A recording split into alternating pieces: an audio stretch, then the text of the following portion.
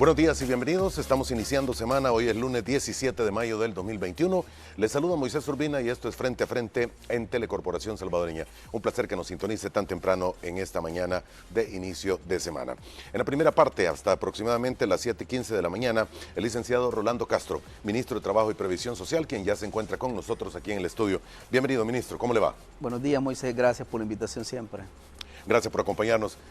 El Ministerio de Trabajo frente a las demandas del sector laboral, análisis de coyuntura nacional, muchos de los temas que hay en boga en este momento y que son titulares de los distintos informativos. En la segunda parte, desde ya, la invitación para que se mantenga pendiente, aproximadamente a las 7:15 de la mañana, estará aquí en el estudio el ingeniero Rubén Alemán. Él es el presidente de la Administración Nacional de Acueductos y Alcantarillados, ANDA. Detalles de los trabajos de ANDA en la planta potabilizadora de Las Pavas, otros sectores, así como la ejecución del plan de contingencia para ayudar a las familias que han sido afectadas por la suspensión del servicio de agua potable en la realización de esta obra. Estamos iniciando semana y naturalmente el llamado, antes de comenzar nuestra plática con el ministro de Trabajo, el llamado a que si no tiene que salir, manténgase en casa y evite el contacto demasiado con otras personas. El virus continúa golpeando al mundo entero. En nuestro país los casos son menos, pero no queremos que esa cifra aumente. Ministro, una vez más, el agradecimiento que nos sintoniza esta mañana. Buenos días y bienvenido. No, al contrario, el agradecimiento es mío, estar en una prestigiosa entrevista y sobre todo con usted, Moisés. Gracias por acompañarnos. Bien, varios temas que hablar entre ellos y tenemos que ir casi por coyuntura de lo que ha estado ocurriendo últimamente. Hay algunas protestas y quejas de distintos gremiales y sindicatos que están pidiendo estabilidad laboral en sus empleos, tanto en alcaldías como en asamblea legislativa. Sí. Algunos señalan que no se le ha visto una participación tan directa de usted. Sí, como no. Primero hay que dejar claro que legal y constitucionalmente el derecho a la estabilidad laboral es un tema no negociable, sino que es un principio que lo protege y que lo tutela tanto la Constitución de la República como las leyes secundarias. Por lo tanto, el tema de la estabilidad laboral debe de estar garantizado en el sector público y en el sector privado. Lo que pasa es que el tema de la Asamblea Legislativa, yo recuerdo cuando unos dirigentes sindicales en su momento denunciaron, Moisés, que textualmente dijeron que habían más de 1000 plazas fantasmas en la Asamblea Legislativa. Y lo dijo precisamente el secretario general de Citral. Es un poco complicado porque tú tienes que garantizar los derechos de los trabajadores, pero una cosa es garantizar el derecho genuino de la clase trabajadora y otra cosa es garantizar o tratar de tutelar el oportunismo, la corrupción y la impunidad. En el caso de la Asamblea Legislativa, hicimos unas inspecciones incluso nosotros y tenemos registrado como una sola persona, por ejemplo, trabajaba en 3 lugares distintos. ¿Dentro de la Asamblea o en 3? En la Asamblea Legislativa tenía su trabajo. En las instituciones gubernamentales tenía otro trabajo. En la Alcaldía de San Salvador tenía otro trabajo. Tenemos, por ejemplo, 5 casos bien identificados, que esos bien identificados porque tienen un reconocimiento público, que tenían 3 salarios distintos en diferentes lugares y en ninguno de ellos llegaba a trabajar. Entonces acá hay que apartar, segmentar, dividir entre quienes son trabajadores y quienes eran personas que ocupaban la ubre del Estado para lucrarse, incluso no llegaban a trabajar. Entonces, en el caso de la Asamblea Legislativa, yo tengo fe porque conozco al actual presidente de la Asamblea Legislativa, a Ernesto Castro, y sé que es un hombre con mucha conciencia social. Y estoy convencido, Moisés, que Ernesto no va a cometer ningún caso de injusticia. Ahora, también lo conozco y sé que es un hombre muy claro, muy contundente en el combate firme a la corrupción y va a separar ese oportunismo político, esa laceración del erario público que ha estado siendo por décadas, va a apartar esas plazas fantasmas, va a apartar esas plazas irregulares, va a apartar plazas que incluso llegaban a cobrar y por fuentes informativas del mismo lugar nos han dicho de que incluso habían diputados que les quitaban parte de salario a esa gente porque no llegaba a trabajar. Entonces, esa es la realidad que tenemos. Literalmente en esa Asamblea Legislativa es una situación que en la medida que se vaya levantando y vayan profundizando más las investigaciones, van a ir saliendo cosas bien complicadas, Moisés. Estos casos que usted me menciona no son leyendas populares, son No, realidades. no. Los tienen con nombre, Sí. apellido, DUI y todo, Sí. y las funciones que tenían dentro de las distintas Sí, instituciones. y te lo puedo mencionar, Francisco Rivera, actual concejal de la Alcaldía de San Salvador, era una de esas personas. Eric Contreras, del Partido Arena, era otra de las personas. Celín Alaví, del Partido Arena, eran otras personas.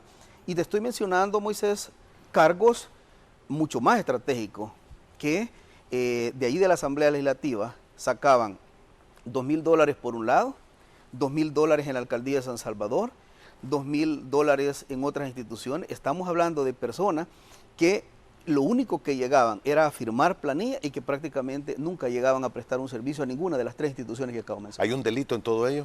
Sí, hay corte de cuenta. Tiene que ver cómo actúa en el marco de la devolución de toda esa plata que hoy por hoy ha sido lacerada a las arcas del Estado, y además de eso hay que ir a las instancias legales, que en este caso ya son delitos de carácter penal y que la Fiscalía tiene que actuar. ¿El Código de Trabajo impide que se tenga trabajo en varias instituciones? No, lo que pasa es que, por ejemplo... Es por ética, me imagino que me va a decir. Sí, pero no, aparte de ética, no puedes estar 8 horas En 3 lugares. en 3 lugares. Ujú. O sea, no existe eso. Y además... Le preguntaba porque puede darse el caso de que sea un diputado suplente, que parece que la ley en el caso de ellos no lo regula. Exacto, pero no estaba en 3 lugares distintos. Tenía que estar en 3 lugares distintos al mismo tiempo, y la información que tenemos es que nunca llegaron a los 3 lugares. Muy bien. ¿En casos como este se repiten con las 1.200 plazas, señor? Es una gran cantidad. Bueno, hay trabajadores que prefirieron el anonimato y se acercaron a nuestras inspecciones diciendo que habían parte del dinero que ellos cobraban, que incluso habían diputados que les pedían que les entregaran dinero a cambio. ¿Por el sueldo mensual? Por el sueldo mensual. Por haberles conseguido trabajo. Por haberles conseguido trabajo y por no llegar a trabajar. Y por no llegar a trabajar. Y por no llegar a trabajar. Entonces, esas cosas son las que yo estoy claro que el actual presidente de la Asamblea Legislativa va a limpiar y va a ser contundente. Y esa gente se va a tener que separar, y esa gente incluso se les tiene que seguir un proceso a tal grado de que el erario público regrese. Entonces, no se puede confundir este tipo de corrupción sistematizada, articulada, planificada, versus el derecho a la estabilidad laboral. Ahí en la Asamblea Legislativa hay muchos trabajadores y trabajadoras que tienen años, Moisés, de trabajar, y que es más, iniciaron siendo gente partidaria. ¿Quién lo llevó? Lo llevó Arena, lo llevó el FMLN, lo llevó el PDC, lo llevó de los diferentes partidos. Pero hay una cosa, han sido y son trabajadores que devengan su salario. Esos trabajadores tienen que tener garantizado su derecho a la estabilidad laboral porque han prestado su servicio a cambio de una remuneración. Exacto. Señor, en el caso de los empleados de la Asamblea Legislativa, ¿habrá algunos contratos que terminaban el último día de abril? Sí. Precisamente porque eran puestos de confianza de cada una de las fracciones o de los diputados, y los diputados ya no fueron reelectos. Sí. Ellos tienen que salir. Tienen que salir, y la otra cosa es que hubieron unos que incluso los pasaron a última hora. A plaza institucional. A plaza institucional. Entonces, ese tipo de cosas. ¿Y tiene cuántas personas han sido trasladadas? Se tiene, y bueno, el actual presidente está pidiendo absolutamente todo el consolidado de esa transitabilidad ilegal que hubo en un tiempo, en un periodo que incluso no podía ser, y fueron trasladados a plazas institucionales. Es más, hay trabajadores que ahí en la Asamblea se sienten acosados porque dicen, bueno, acá solo habíamos 2 secretarios y ahora hay 5 secretarios en el mismo lugar, ahora, etcétera, hay diferentes cargos.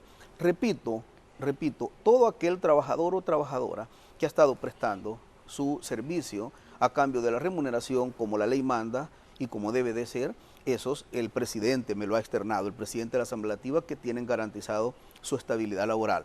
Aquellas plazas fantasmas, irregulares, aquellos que recibían dinero, y los 3 ejemplos que acabo de mencionar, son muchos, Moisés, esos tienen que no solamente haber una investigación de corte de cuenta y deducir responsabilidades, tienen que ir incluso a las instancias penales, el erario público debe protegerse.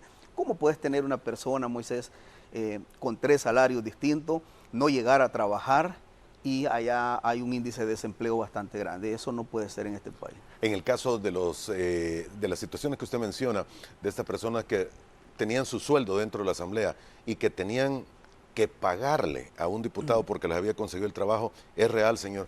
Sí, parece sí. una renta Sí. en términos. Es que lo que pasa es que en este país han habido las rentas que comúnmente conocemos nosotros, que es el impuesto sobre la renta, que ese es mandato de ley, la renta que ponen los grupos criminales que andan tatuados y todo, y también acá ha habido rentas de saco y corbata, y eso es lo que se ha dado históricamente en este país, y no podemos seguirlo tolerando. Esa es la medicina amarga que habló el presidente.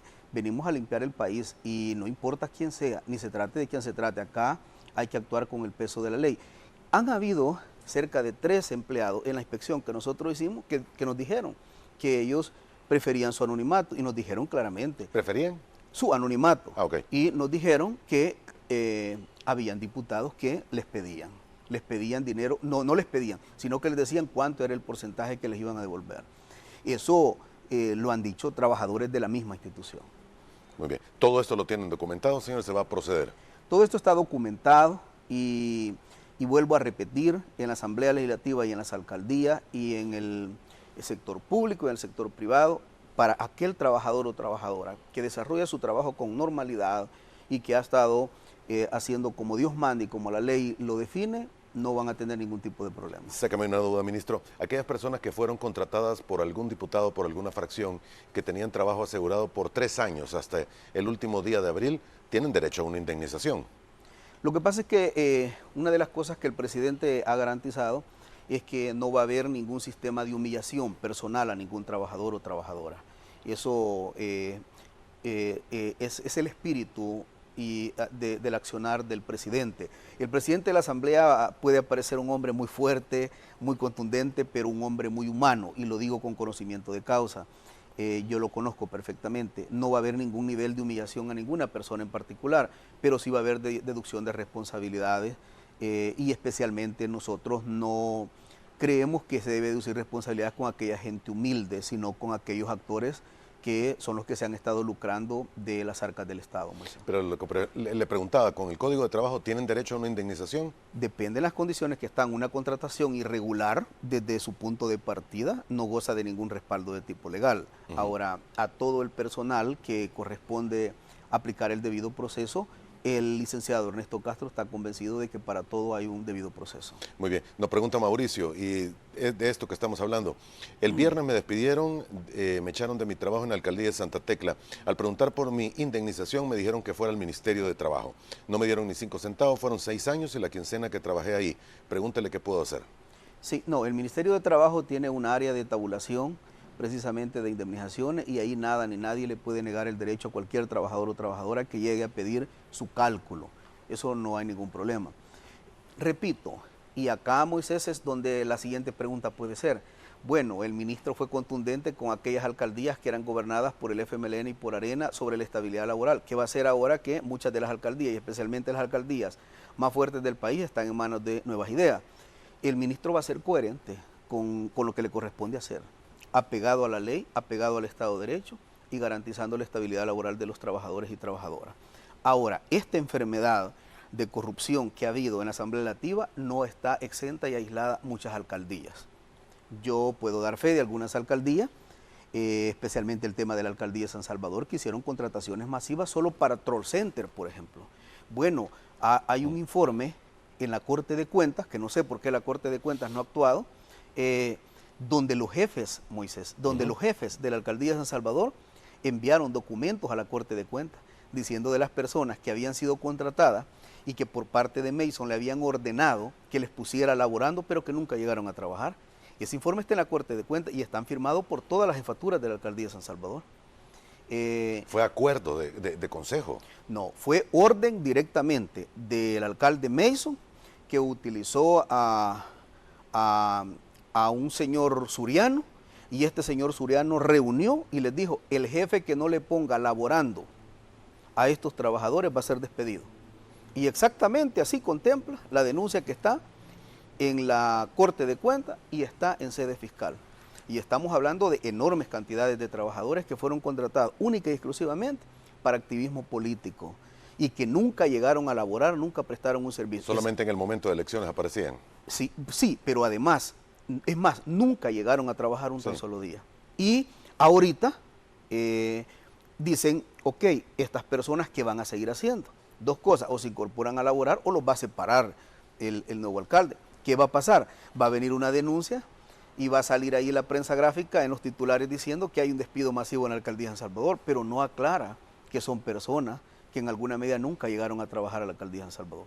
Son prácticamente las mismas plazas fantasmas de las que hemos hablado y abordado en este momento de la Asamblea Legislativa. ¿Se tiene el número aproximado de estas personas en la alcaldía de San Salvador? Estamos hablando cerca de 300 personas que nunca llegaron a trabajar a la alcaldía de San Salvador. Y se mantuvieron durante los últimos años de gestión. Y se mantuvieron haciéndole campaña permanente, y el alcalde solo sacaba un tuit y el alcalde sacaba solo un mensaje en Facebook y salía la ráfaga de comentarios positivos en favor de él, donde le decían ya presidente, y él se consideraba presidente de la República, y era un equipo nada más de campaña, de troll center, ocuparon recursos públicos, ocuparon a esas personas a tiempo completo, nunca llegaron a laborar, y esos informes están en Corte de Cuentas y en sede fiscal.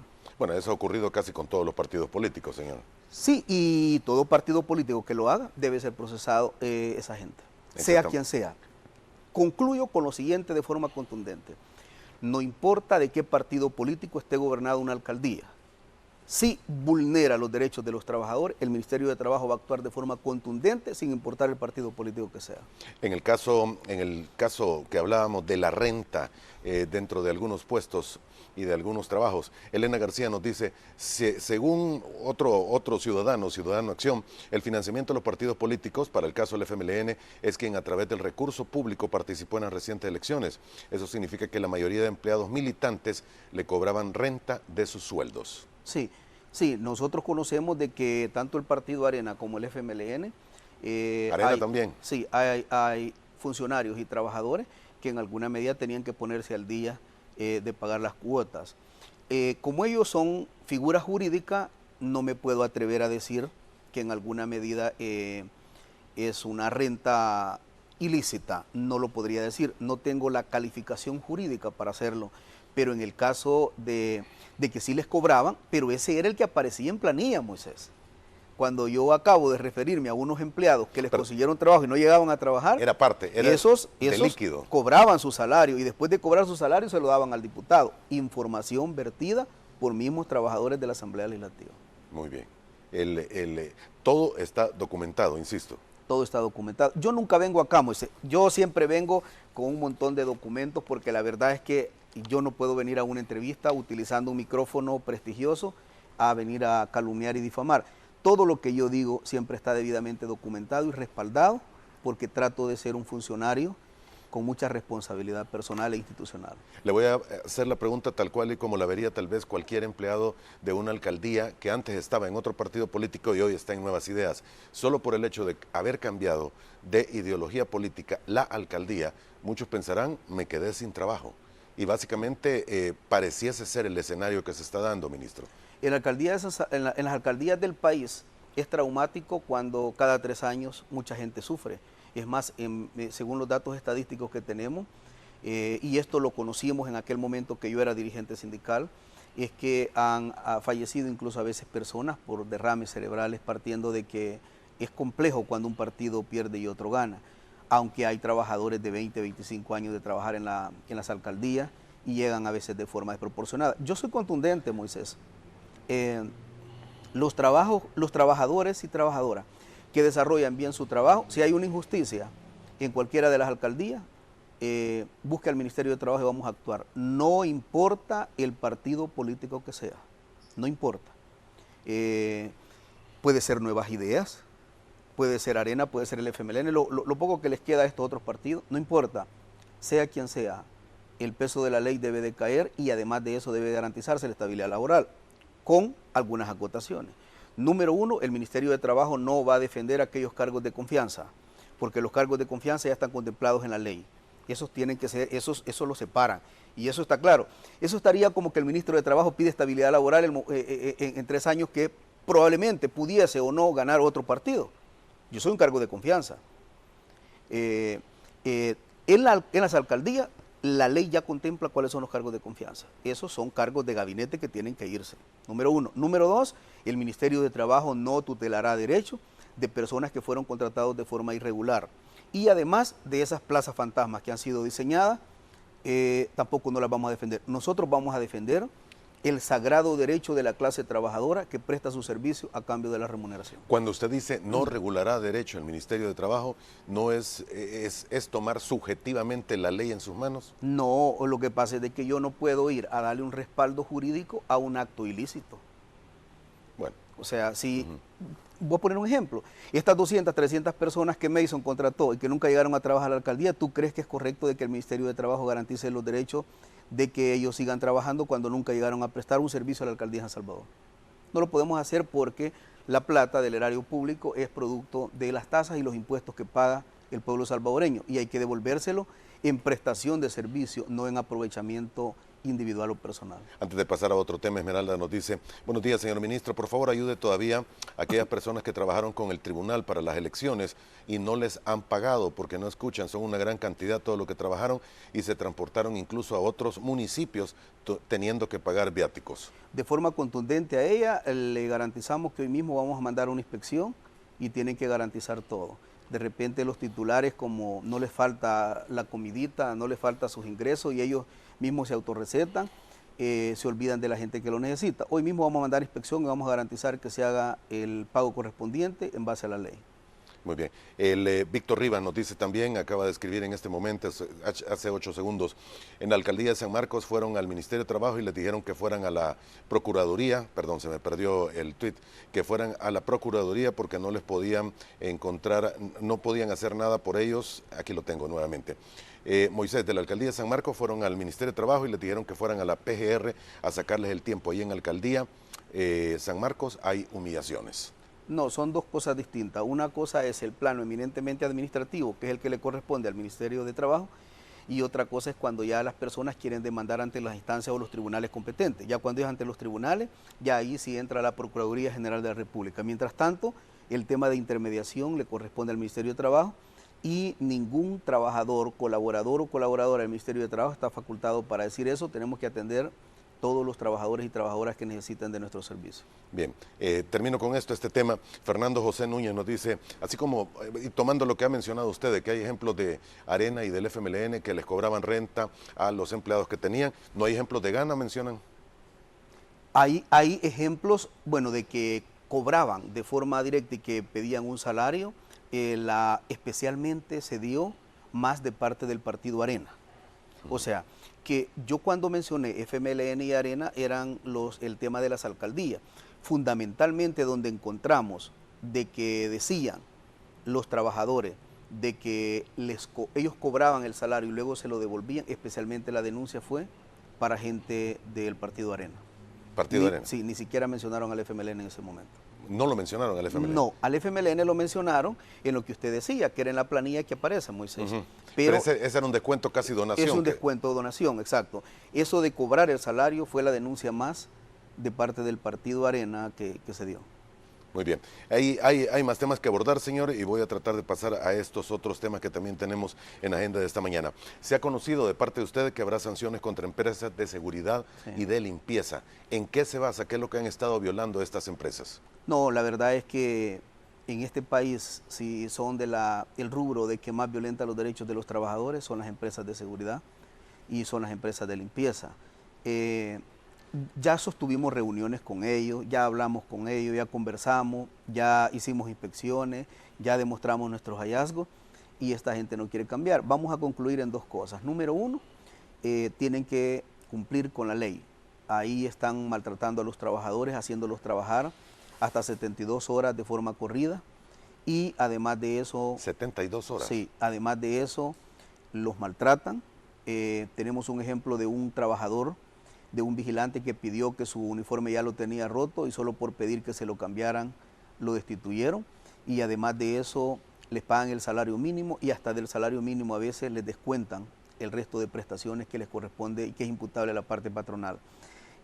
Yo creo que acá el tema de seguridad, más que con un enfoque eminentemente laboral de cumplimiento de ley, fue producto del negocio de la delincuencia y la criminalidad que los gobiernos anteriores hicieron. Y ahí ellos mismos armaron sus empresas de seguridad. Estas empresas han sido, según la ley, debidamente protegidos, nunca fueron regulados. Hoy estamos haciendo trabajo en conjunto con la Policía Nacional Civil para hacer algunas inspecciones, porque te cuento que son prepotentes y algunos de ellos incluso no nos dejaban entrar. Tuvimos que llegar con la policía para abrir. Y no, Moisés, ya fuimos, en estos 2 años les hemos estado diciendo que tienen que cambiar, y no lo hacen. Entonces vamos a concluir en 2 cosas. Va a empezar ya a partir de esta semana procesos sancionatorios contra ellos en base a la ley. Y 2, aquellas empresas que no cumplan, enviaré nota a todas las instituciones del Estado para plantear que esas empresas que vulneran los derechos de los trabajadores no sean contratadas por parte del Estado. Y vamos a premiar a aquellas empresas de seguridad que cumplan con los derechos de los trabajadores.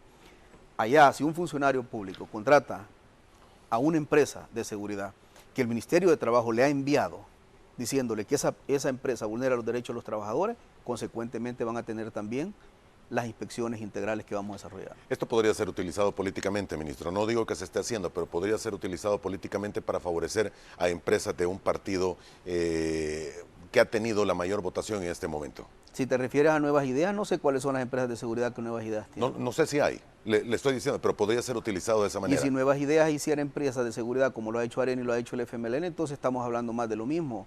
Y nosotros hemos dicho que somos distintos. Entonces no creo que procede ese tipo de cosas.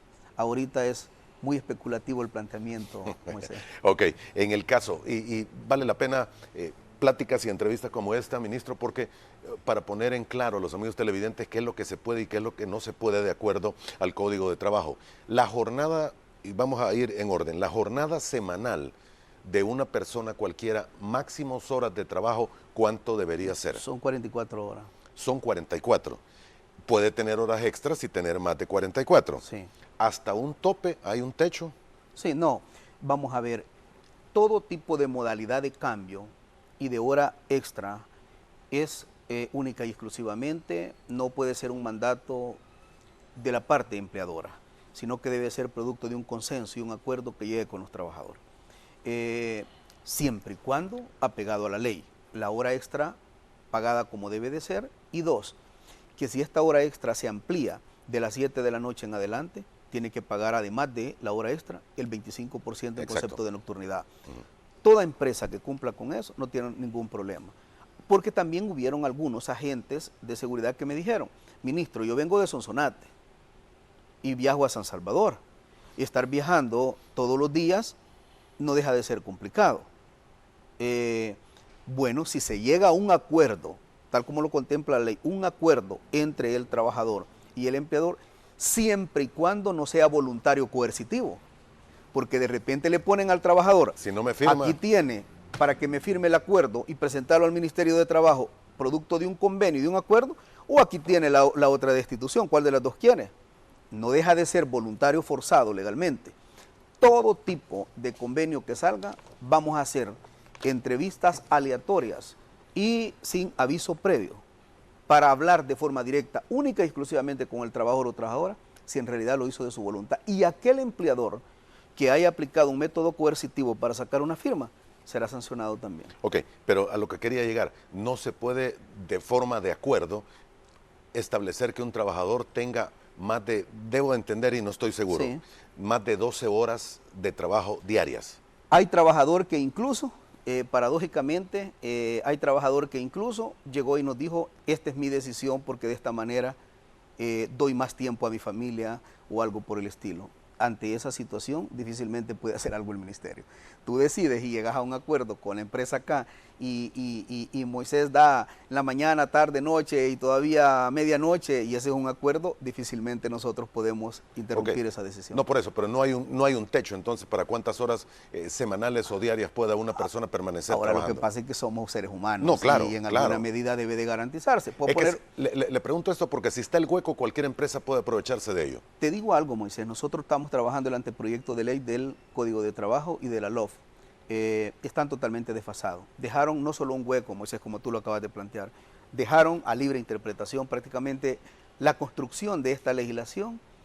Me imagino que quizás en la NEP lo hicieron y solo la ratificaron allá en le preguntaba esto. Hay muchos vacíos. Le preguntaba esto porque cuando me dice que empleados de los servicios de seguridad trabajan 72 horas. Sí. O sea, es inhumano y es mentira que va a poder una persona reaccionar, sobre todo para ese tipo de trabajo. Bueno, tú en las redes sociales has visto cuando de repente un pobre señor vigilante está Se con dispara. el fusil ahí, está dormido, se dispara, hay un montón de cosas. Un poco similar pasa con los motoristas, por ejemplo, de carga, que de repente hay unos grandes accidentes porque la gente se duerme manejando. Entonces yo creo que todo esto hay que regularlo. Muy bien. Tengo que ir a la primera pausa comercial. Volvemos en aproximadamente 3 minutos. Tenemos más temas que hablar, temas de política y coyuntura con el ministro de Trabajo que nos visita esta mañana. Ya volvemos.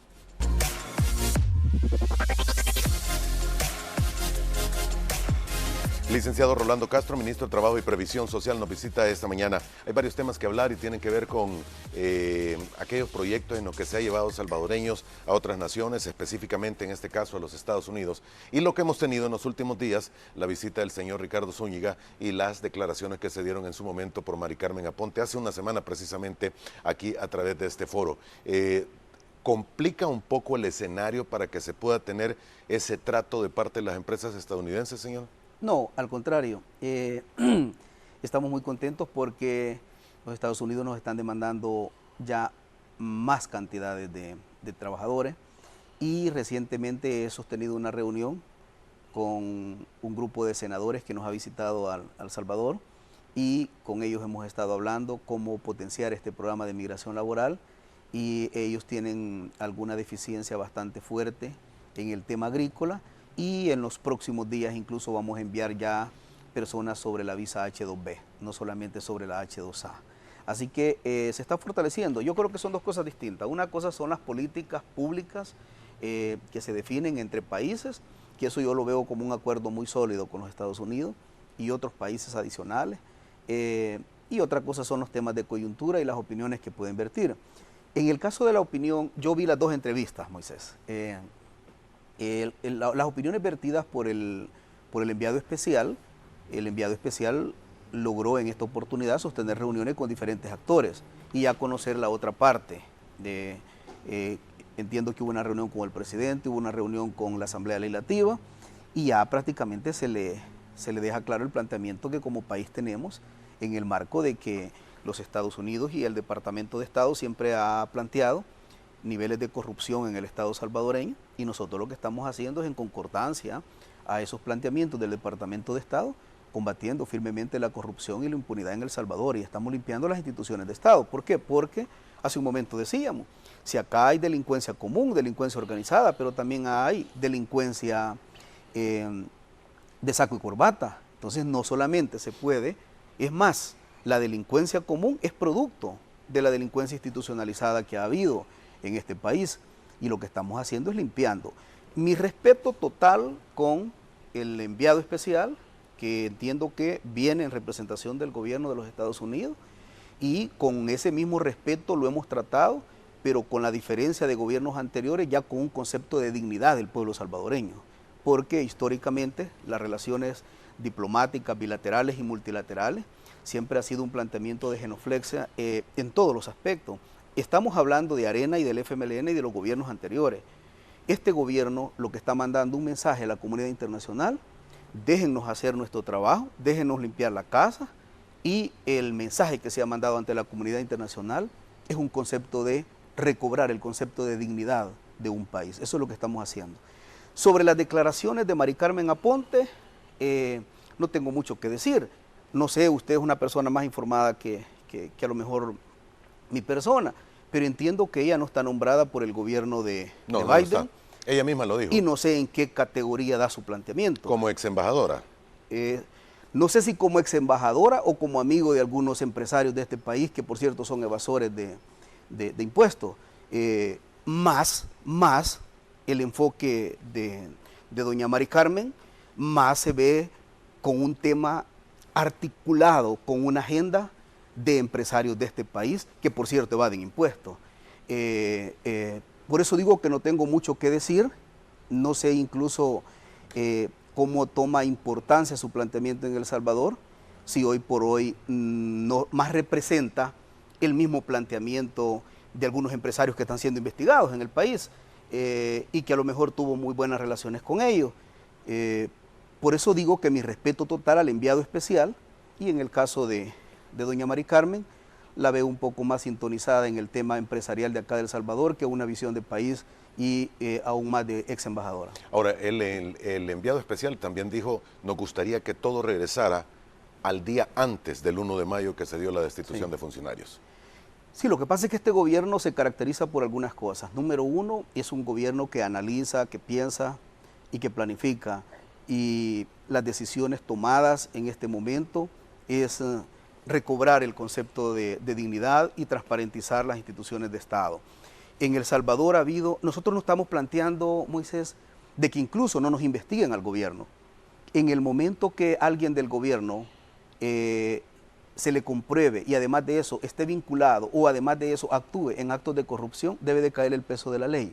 Nosotros nos estamos planteando que no se nos investigue. Lo que sí estamos planteando es que debe de haber justicia colectiva y no selectiva. En El Salvador ha habido justicia selectiva. Ahí en esa sala de lo constitucional hay amparos que han sido presentados. Incluso yo le di seguimiento a amparos de trabajadores municipales que han tenido 8 meses, 10 meses y nunca hubo una resolución. Pero hubo un amparo en materia laboral, estoy planteando esto, de un ex empleado del BCR, y en menos de un mes había salido la resolución. Entonces un día el presidente dijo, bueno, en El Salvador hay ciudadanos de 2 categorías, los que son de forma expresa que las instituciones actúan y las personas comunes y corrientes que para ellos no hay justicia. Acá hubo un amparo de una empresa que a nuestro juicio y bajo el análisis del Ministerio de Hacienda estaba evadiendo impuestos y fue denunciada ante la Fiscalía. Y en un mes, mes y medio, salió la protección inmediatamente. Y me refiero, porque tú me lo vas a preguntar lo más seguro, Moisés, es la empresa Simán, de que estaba siendo investigada. Fue inmediatamente protegida de forma directa por la Sala de lo Constitucional. Pero ahí tú tenés amparos, ahí tú tenés habeas corpus. Bueno, la última lavada de cara que la comunidad internacional nos da, tú lo sabes, Moisés. Ahí salió publicado por los medios de comunicación que el caso Rice viene ya una resolución de la ONU, que incluso viene un proceso sancionatorio para el Estado salvadoreño.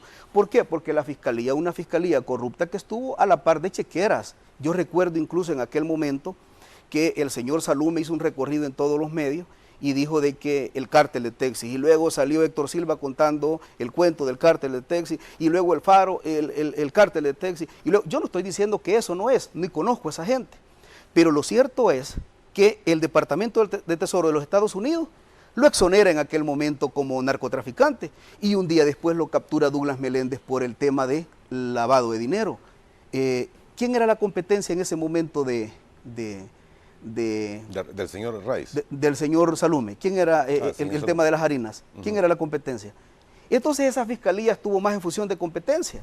Después de eso, el mismo señor Salume quiere quedarse con el relleno sanitario de Mides y procesa a Rice. La verdad es que acá las instituciones han estado, y ahora no lo digo yo, y solo lo pongo como jurisprudencia sentada en este país y como el Estado de Derecho funciona. No lo decimos nosotros, no lo dice nadie, ni estoy abogando por nadie acá. Lo que estoy diciendo es que incluso la ONU emite una resolución, y eso, ¿qué incidencia tiene? Nosotros como funcionarios no tenemos ni la más mínima incidencia.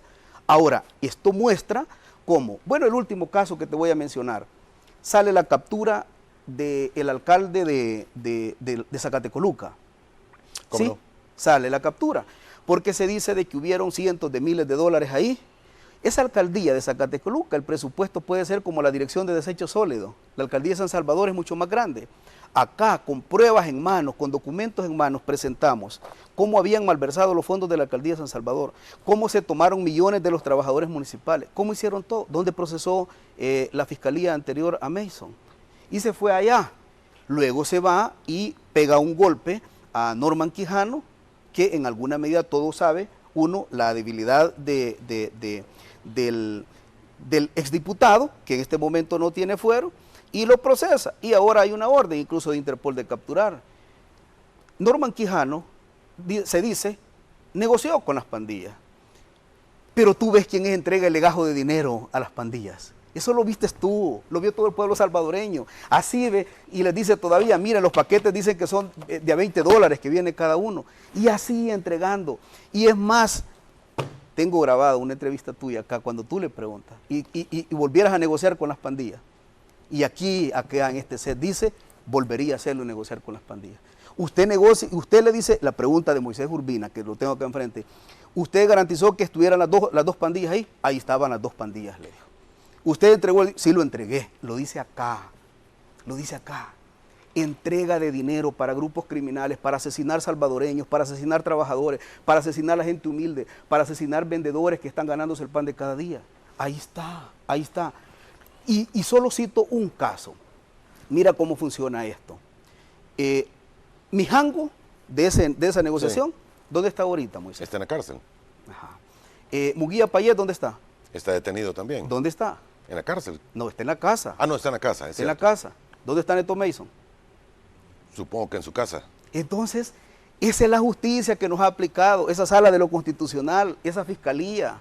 Esa es la justicia que nos ha aplicado, personas con categorías. Aquella persona que está allá en la cárcel es Raúl Mijango. Es aquella persona que anda a pie, aquella que no tiene influencia, aquella que no tiene esto. No, pero es inferir mucho, señor, que por clase social uno esté preso y el otro no. No, y no es el mismo delito, pues. Y no es la misma causa, y no es la misma investigación, y no es el mismo requerimiento fiscal, y no es el mismo proceso. Es todo igual. Es todo igual. Lo que pasa es que en este país llamado El Salvador ha habido justicia selectiva. El influyente cuando ya llega incluso ya sabe que va a salir, mientras que aquella persona de escasos recursos allá está en la cárcel. Nosotros no queremos eso. Nosotros hemos venido para transformar este país y el peso de la ley debe caerle sea quien sea. Parejo. No importa quién sea. Muy bien. No tengo más tiempo, son las 7 de la mañana ya con 16 minutos. Gracias por haber estado con nosotros. Nos quedan otros temas, tenemos que hablarlos en la próxima que venga porque sé que, y bueno, le voy a robar un par de minutos al presidente de ANDA. Sé que en estos últimos días ha venido el contingente de salvadoreños que estaba trabajando en Estados Unidos. Es así, ¿verdad? Vino el contingente, ya vino de los Estados Unidos, ha venido muy bien, viene a hacer muchas compras porque gracias a Dios les ha ido bien. Y te doy algo en primicia, Moisés. El otro mes, primeramente Dios, sale para otras partes del mundo otro contingente. Estamos haciendo ya acercamientos con Bosnia, con Croacia, y estamos haciendo acercamientos con cerca de 7 países. Le agradezco personalmente a nuestra querida amiga canciller de la República, porque todo el aparato consular que está diseminado en todo el mundo, todos estamos con el programa de migración laboral, y Dios mediante vamos a transformar muchas vidas, mientras generamos las condiciones en este país para que El Salvador sea un país distinto. Y cierro con lo siguiente, ante la comunidad internacional nosotros no tenemos enemigos. Nuestra diplomacia, la directriz del presidente, no tenemos un tan solo país de enemigo. Todos son nuestros amigos. Pero hay una cosa, ha iniciado la reestructuración del Estado salvadoreño y ha iniciado la transformación del Salvador. Y el eje transversal de esa transformación es recobrar el concepto de dignidad y que la justicia no sea selectiva, sino que sea colectiva y le cargue el peso de la ley a quien la infrinja. Muy bien. Muchas gracias, Moisés. Gracias por haber estado con nosotros esta mañana. Seguimos pendientes, señor, y gracias por el tiempo que nos dio este día lunes para iniciar esta serie de entrevistas de esta semana. Se le agradece su tiempo y quedamos pendientes para... creo que va a haber buenas noticias en los próximos días, ¿verdad? Seguramente, y se las vamos a venir a dar en primicia acá, Moisés. Muy bien, gracias por habernos acompañado. Hacemos una pausa, vamos a regresar en aproximadamente 3 minutos. Estará aquí con nosotros el ingeniero Rubén Alemán, presidente de la Administración Nacional de Acueductos y Alcantarillados ANDA. Ya volvemos.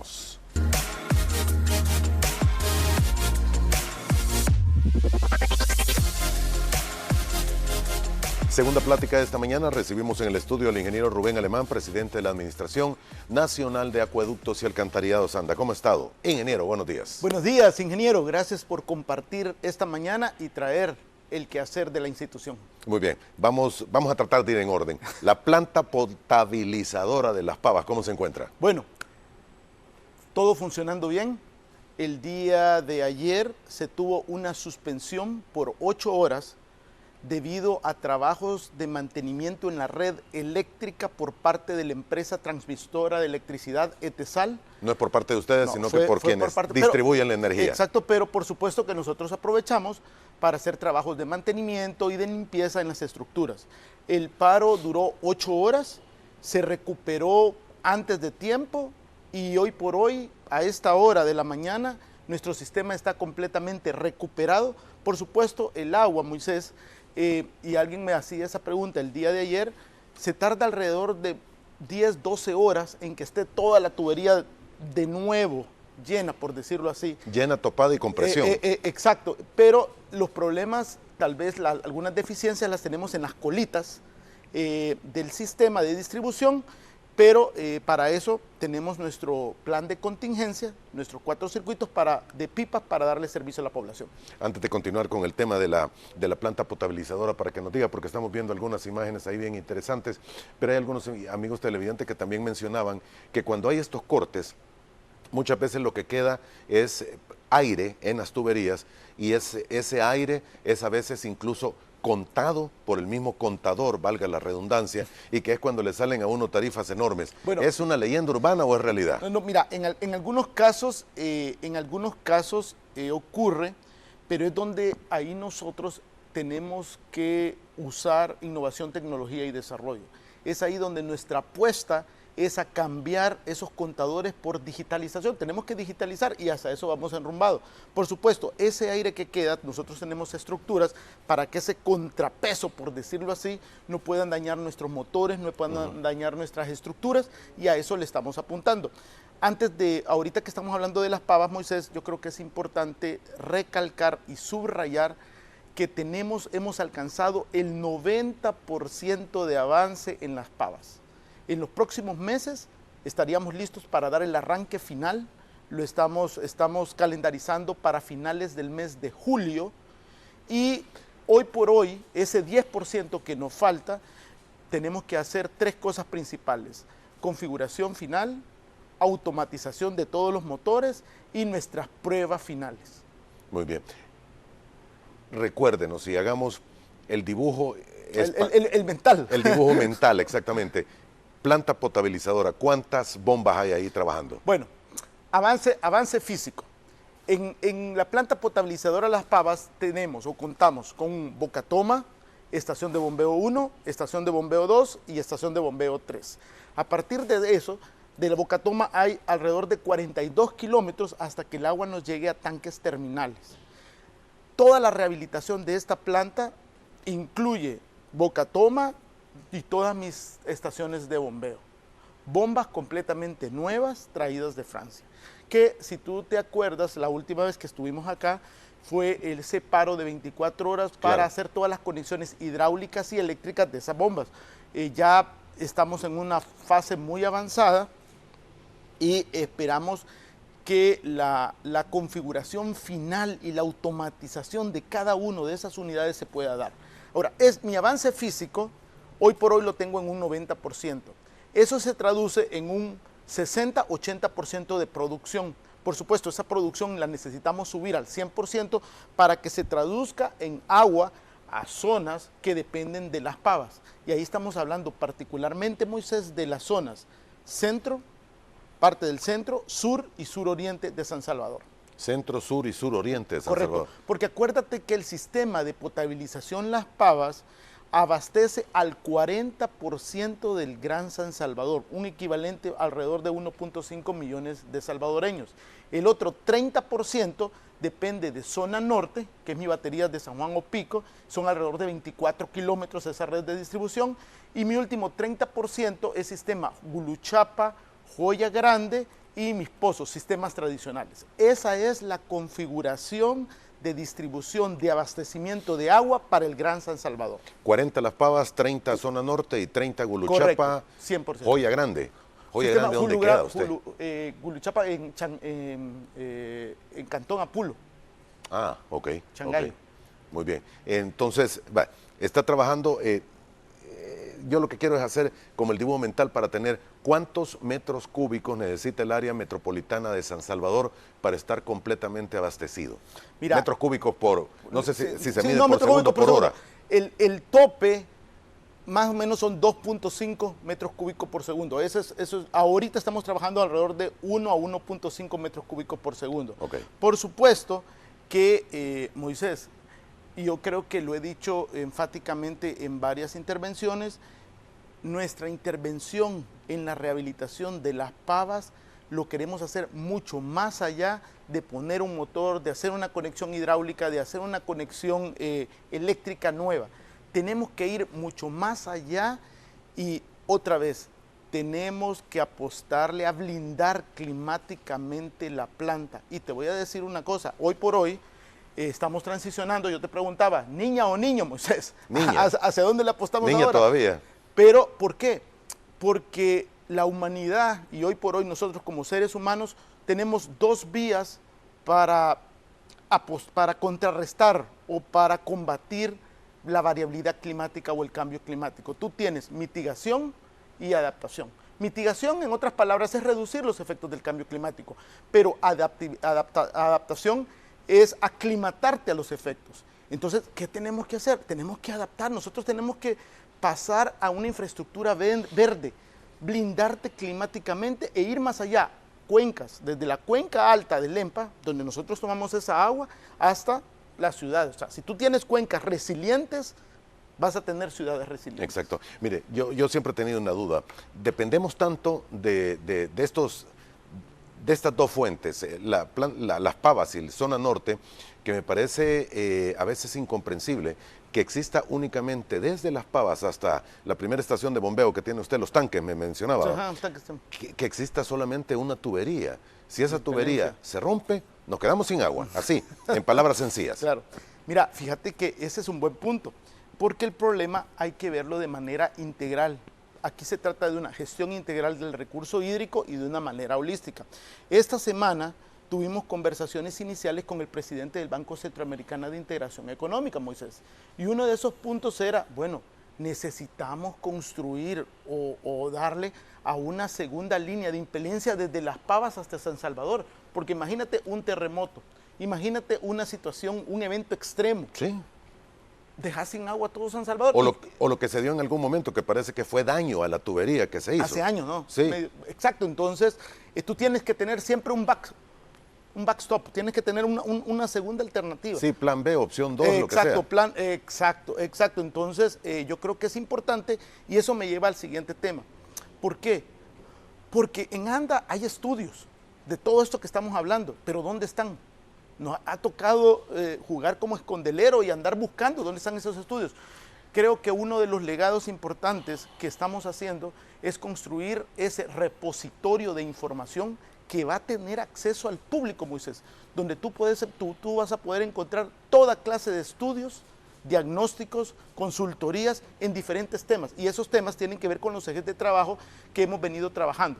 Valga la redundancia, aquí estamos hablando de abastecimiento, calidad, saneamiento, eficiencia energética. Entonces, ese repositorio va a estar en la nube y ese era uno de los anuncios que te ganas siempre la primicia, pero bueno, ese es uno de los va a estar anuncios. en las nubes, ahí para que se pueda... Exacto, y ya estamos construyendo ese dashboard, ese tablero, ese repositorio de seguridad hídrica ANDA. Qué bueno. Señor, en el caso, bien, se han cambiado las bombas, los motores de Las Pavas. Sí.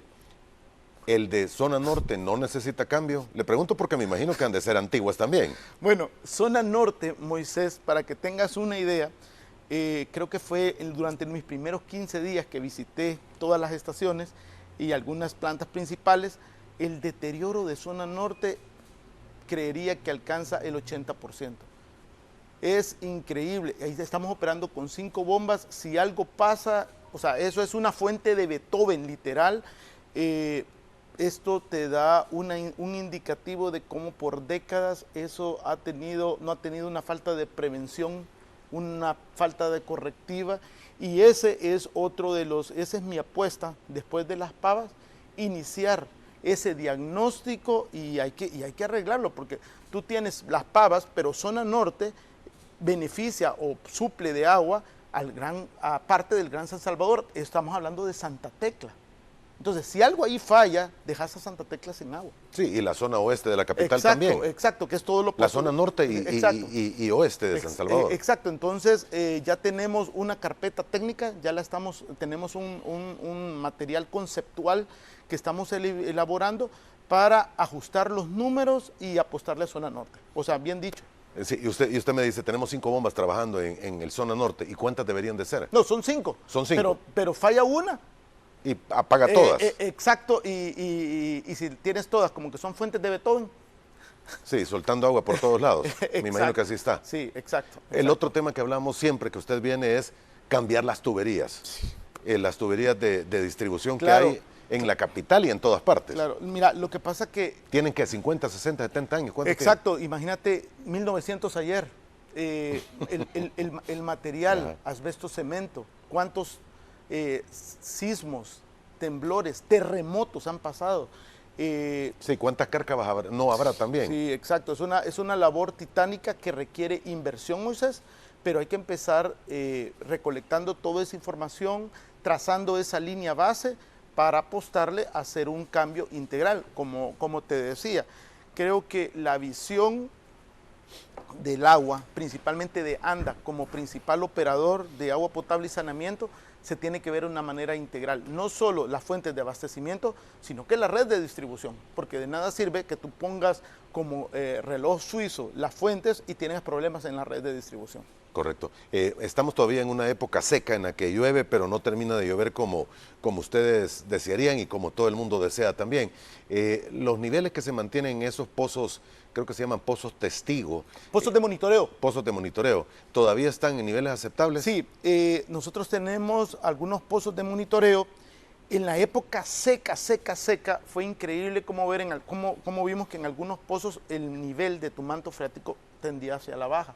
Por supuesto, en la época seca tú tienes varias características muy puntuales y acertadas. Tú tienes más consumo, ¿sí?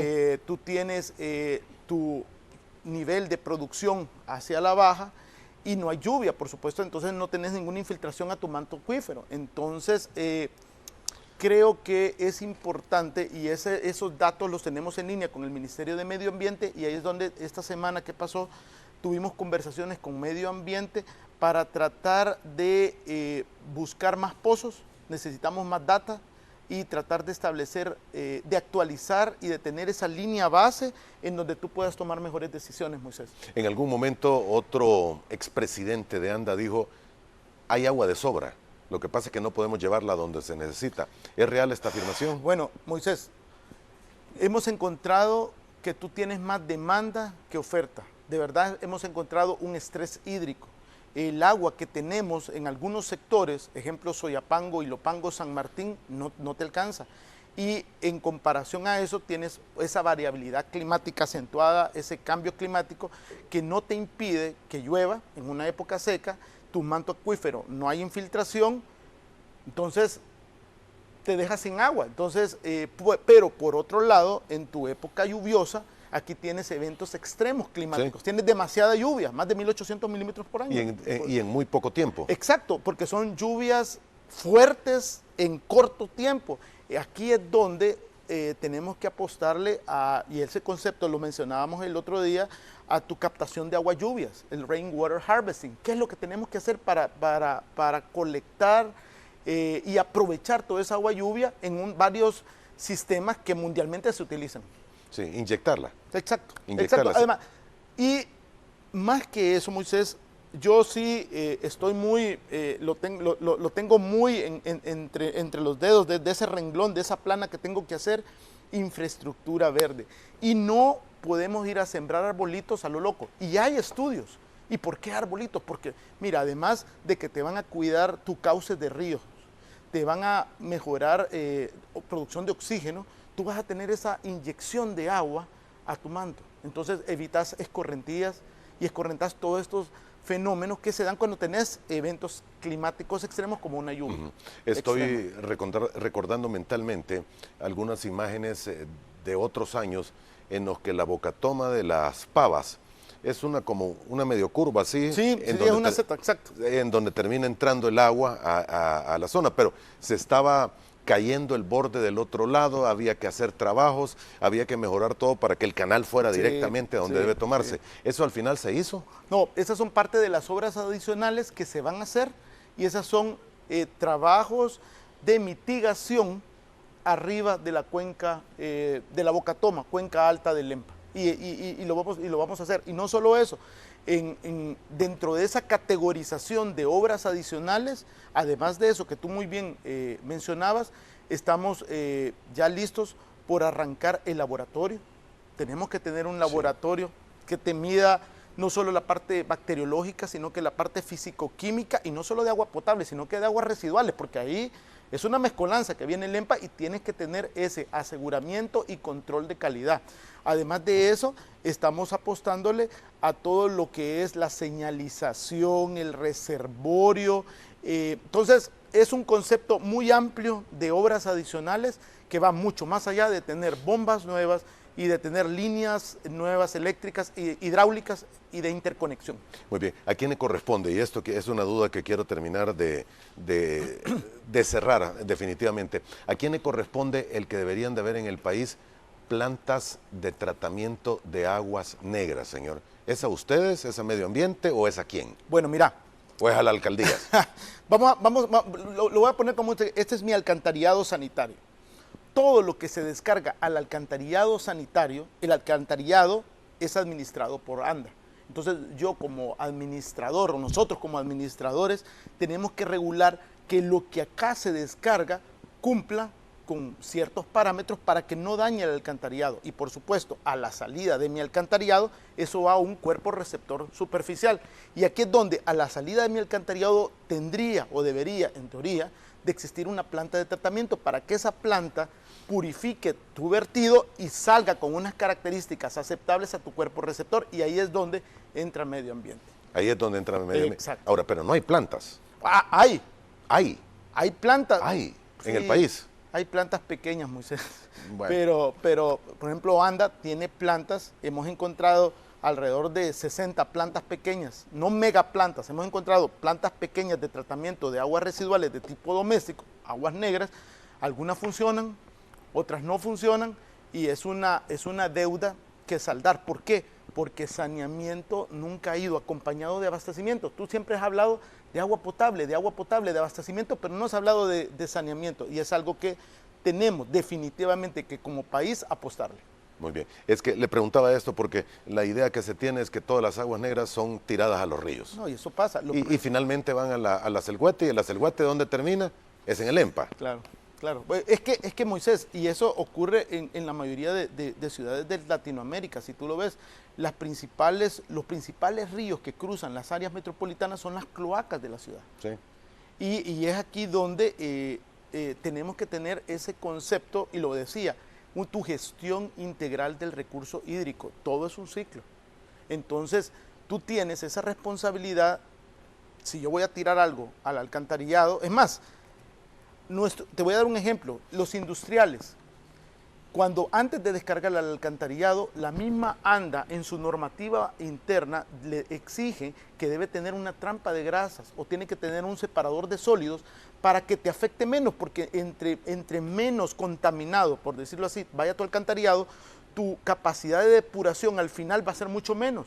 Pero si tú tiras todo al alcantarillado, y eso cuando hay alcantarillado, imagínate cuando no hay alcantarillado, todo eso va crudo directamente a tu cuerpo receptor. Exactamente. Bien, hay mucho trabajo que hacer, señor. Hay muchos retos, hay mucho trabajo que hacer, pero hay que entrarle. Muy bien. Tengo que hacer la última pausa. Vamos a volver en aproximadamente 3 minutos. Le invitamos a que siga con nosotros y hay algunas preguntas para los amigos televidentes para el presidente de ANDA. Ya volvemos.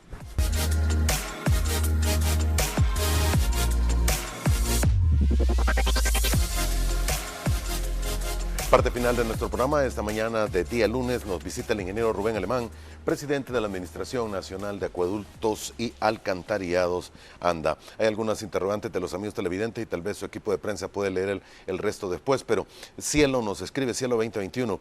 Buenos días, ingeniero. Nuevamente, por favor, pregúntele al presidente de ANDA qué pasa en la urbanización Loma Linda, arriba del Estadio Cuscatlán. Hemos estado 8 días sin servicio de agua, nos dieron hoy a las 12:30 y la suspendieron a las 5:30 de la mañana. Estamos peor, dice.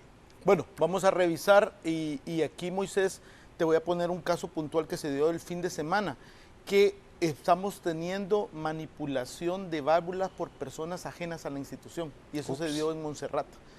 Que alguien cerró la válvula y dejó sin agua a medio mundo. Exacto. Entonces, aquí es donde la participación pública, la participación de nuestros usuarios es importante para nosotros tomar carta en el asunto y poder solventar o agilizar, pero vamos a tomar nota. ¿Dónde están estas válvulas? ¿No hay vigilancia? ¿Alguien que impida? Lo que pasa es que pueden estar en la calle. Ah, Ok. Entonces, no es que estén en una caseta, en un lugar aparte. Esas son nuestras plantas de bombeo que sí están registradas, pero toda esa maniobra de válvulas, por supuesto, hay algunas válvulas que requieren algunas llaves especiales, pero hemos encontrado llaves hechizas, personas ajenas a la institución que están haciendo esa manipulación, y estamos incrementando la supervisión gracias a los reportes de todos nuestros usuarios. Miguel Araujo escribe y nos dice: Rubén, ¿has considerado promover el uso de aireadores en los negocios y hogares, ahorrando hasta un 60% de ahorro? No sé qué significa el aireadores. Me imagino que debe estar refiriéndose a las válvulas aireadoras antes de mi contador, porque eso lo que permite es que sacar el aire. Sacar el aire y que mi válvula contabilice exactamente líquido, no aire. Exacto. Y sí, estamos instalando, y es una buena idea. Muy bien. Le preguntan también, otro amigo televidente, ¿hay formas de inyectar agua a los mantos que puede ser en una forma industrial, lagunas de laminación, o puede ser en cada casa que los canales, en vez de que los tiremos a la calle para que corra, tratemos de inyectarlo, aunque hay que tener conocimiento de qué profundidad y todo se puede hacer, ¿verdad? Pero es una práctica que todavía no se lleva a cabo en el país. En algunas zonas se está dando, pero apenas empieza, señor. Moisés, y más que eso, ahorita que estamos hablando del ciclo, en algunos países, y eso yo creo que se vale soñar y vamos por el buen camino, mis plantas de aguas residuales, el agua tratada, tú la puedes reutilizar. Esa agua fácilmente la puedes reutilizar para riego de tu jardín, grandes extensiones de terreno, campos de golf, para campos de fútbol, y aún con una cloración y con un tratamiento avanzado, esa agua residual la puedes reutilizar en tu casa. Entonces, claro, siempre y cuando lo que tú trates en esa planta sea materia orgánica, porque ahí si tratas metales, si tratas una ensalada de minerales, eso ya te va a costar más plata y te va a costar más. Muy bien, dice otro amigo televidente: por favor, darle seguimiento al caso de la comunidad del Cerrito en Soyapango, que por más de 10 años se les ha negado el vital líquido. Fíjate que en los últimos meses hemos tenido estos reportes de población y de sectores que desde años han estado con este problema del agua. Nosotros estamos haciendo un listado, estamos tratando de ir a los sectores a visitar y haciendo el análisis técnico respectivo, porque también, Moisés, lo que pasa que si tú tienes un sector que ya por ende es deficiente de agua, lo que hablamos, que tú tienes más demanda que oferta, yo no le puedo estar dando más permiso para que se dé agua, porque entonces dejo más, mi estrés hídrico es mucho mayor. Sin embargo, habría que visitar, habría que ver todos los criterios y todas las condiciones técnicas para poderles dar un servicio desde antes, pero con gusto, ya tomamos nota y lo vamos a visitar. Muy bien, se escuchó en algún momento, dice Ronald Blandón, utilizar el agua del lago Ilopango para abastecer el Gran San Salvador. ¿Se podrían tomar acciones directas en realidad? Hemos dado una reingeniería al proyecto y el agua que vamos a tratar no es agua del lago per se, sino que hemos considerado los pozos radiales o pozos alrededor del lago. En el perímetro. En el perímetro, para tomar esa agua, tu mismo manto freático, tu mismo manto te sirve como filtro. Exacto, y vas a tener un costo menor de tratamiento que si lo tomas del lago directamente. Es que si lo tomas directamente del lago parece que hay muchos metales, ¿verdad? Bueno, ahí tenés arsénico, boro, hierro, manganeso, y eso te al final sale más caro y probablemente no se termine de limpiar todo. Te eleva los costos de tratamiento, pero sí, ya hicimos una reingeniería a ese proyecto. Muy bien. Pregunta también, bueno, y esto tiene que ver con lo que va a ocurrir en prácticamente 12 días, y es Surf City.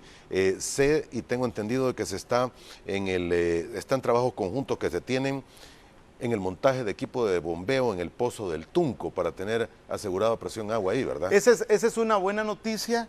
Justo el día de mañana iré a hacer una inspección tempranito, porque lo que hicimos en este pozo del Tunco, cambiamos el motor para aumentar la capacidad, el caudal, hicimos limpieza y el caudal lo hemos incrementado en este pozo del Tunco, entonces nos tocó cambiar el motor. Muy bien, no es que se esté agarrando agua de la bocana, ¿verdad? No, Sino que no, es un pozo. Exacto. A profundidad adecuada y todo, sí. y con niveles adecuados Sí, de agua. sí, y mañana vamos a ir a hacer la inspección sanitaria al respecto mismo. Y el agua que sale es prácticamente Sí, potable. es bueno, sí, es bueno, es bueno. Muy bien. Toda esta zona va a tener que tener agua todos estos días, hay que Claro. estar pendiente para... No, claro, y estamos en este es un ejemplo de articulación, de trabajo coordinada con mi compañera y colega, amiga, la ministra de Turismo. De Turismo. Y correcto, y estamos en comunicación constante porque, supuesto, tenés que abastecer, no puedes dejar sin agua ese sector hoy por hoy que tenés esa competencia de nivel de calibre internacional. Exacto. Señor, preguntan también, ¿qué sectores son los que no tienen agua en este momento después de los trabajos que se han dado? De los trabajos de la red eléctrica. De la red eléctrica. Hoy en la mañana, a las 5 de la mañana, nuestro equipo nos informaba que el sistema está recuperado completamente. Algunas colitas, por ejemplo, en San Martín y Lopango, se pudieran ver afectadas, pero dentro del día deberíamos de tener el 100% de todo el sistema recuperado. ¿No hay mayores problemas? No hay mayores problemas, sin embargo, hablábamos, Moisés, de un plan A, plan B siempre, y nuestro plan de contingencia, nuestras rutas de pipa se encuentran activadas, y no solo con cantidad, sino que con calidad. El día de ayer hicimos una supervisión, medimos cloro residual en el agua que tenían las pipas, súper bien, 0.9, 1.1, lo que te dice la norma es que tienes que tener entre 0.3 mínimo y 1.1, que es esa barrera natural ante cualquier agente patógeno que debe tener.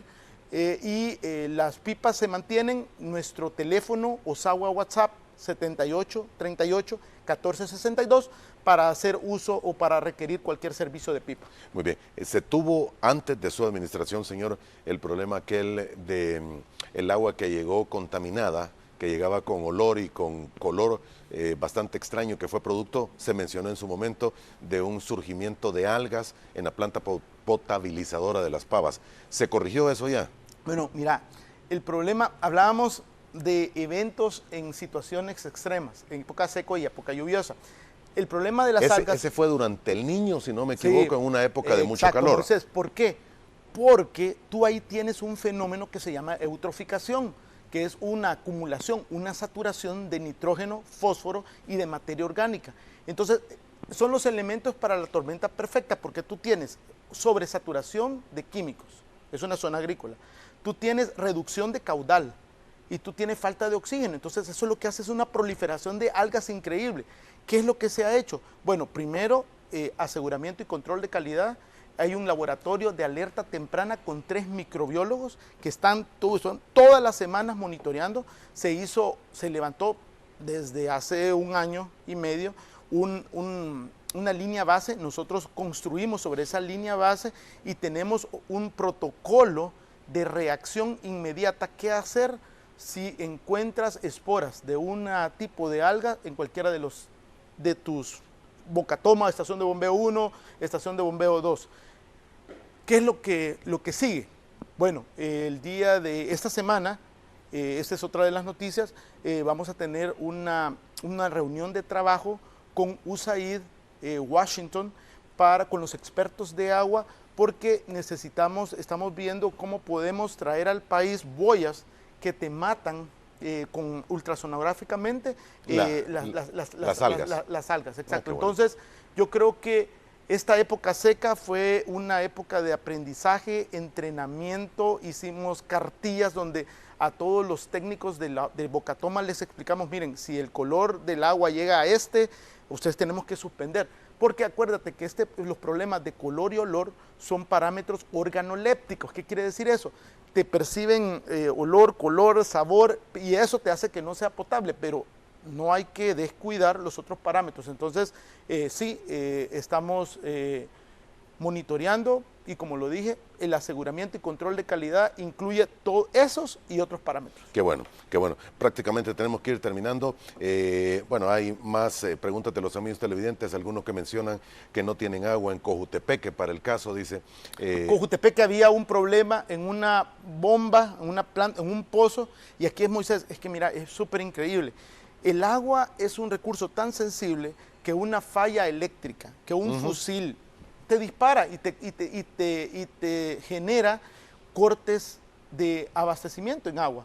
Y aquí nosotros estamos tratando de avisar inmediatamente a todos nuestros usuarios los problemas que están sucediendo para que se tomen las medidas apropiadas y también las disculpas del caso, pero algunos son factores que no están dentro de nuestras manos el poderlos controlar. Sí, que están fuera de control de las manos, cabal. Claro. Bien, gracias por haber estado con nosotros esta mañana, ingeniero, se le agradece su tiempo. No, gracias Moisés.